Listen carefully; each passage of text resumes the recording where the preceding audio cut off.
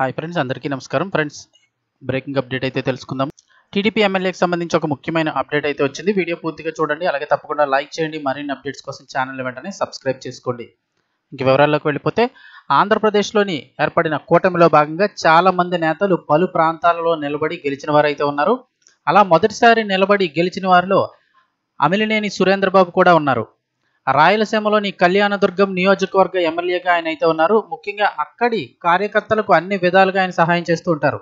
తాజాగా ఆయనకు త్రుటిలో ప్రమాదం తప్పినట్లుగా తెలుస్తోంది.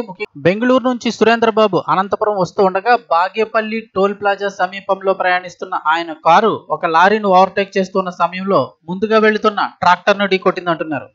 దీంతో విషయం తెలిసిన అటు నేతలు కార్యకర్తలు సైతం ఆందోళన చెందుతున్నారు. అయితే ఆ సమయంలో టీడీపీ ఎమ్మెల్యే సురేంద్రబాబుకి ఎలాంటి గాయాలు కాలేదని చెప్తున్నారు. సురేంద్రబాబు ఆరోగ్యానికి సంబంధించి ఇంకా పూర్తి సమాచారం అయితే తెలియాల్సి ఉంది. అయితే ఆమెకు ఏమీ కాలేదన్న విషయం తెలియగానే కొంతమేరకు ఊపిరి పీల్చుకున్నారు.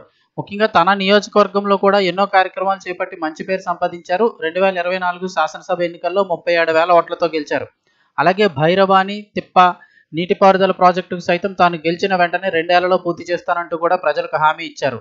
ఇక టీడీపీ ఎమ్మెల్యే చదివింది కేవలం 10వ తరగతి మాత్రమేనట. ఈయన ఆస్తి కూడా సుమారుగా అఫిడవిట్లో 189 కోట్ల రూపాయలు ఉన్నట్లుగా తెలియజేశారు. ఇక కళ్యాణదుర్గానికి సంబంధించిన అన్ని పనులు తానే దగ్గరుండి చూస్తున్నారు.